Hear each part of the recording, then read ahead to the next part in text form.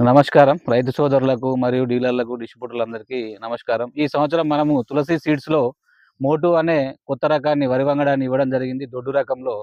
అది మనం ఇక్కడ కోనరావుపేట మండల్‌లో తిరుపతి రెడ్డి గారి చేనులో ఇవ్వడం జరిగింది. కోనరావుపేట మండల్ రాజన్న సిరిసిల్ల జిల్లాలో ఇవ్వడం జరిగింది.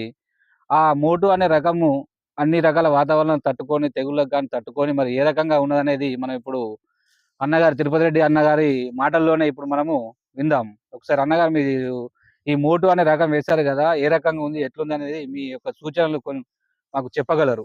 రైతులకు గాని. నా పేరు తిరుపతి రెడ్డి. రాజన్న సిరిసిల్ల జిల్లా కోనరావుపేట మండల కేంద్రం. నేను ఈ తులసి మోటు అనే రకం వరి వేశాను. ఇందులో దాదాపుగా 35-40 పిలకలు వచ్చాయి. ప్లస్ మళ్ళీ ఏంది అంటే ఇది మనకు రోగాలకు తట్టుకుంటుంది. ప్లస్ కంకినల్లి రోగం మిగతా వెరైటీలకు వచ్చినాయి గానీ, ఈ తులసి మోటు అనే రకానికి రాలేదు.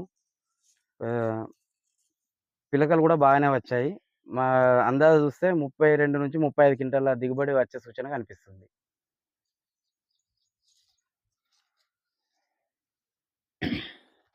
బస్.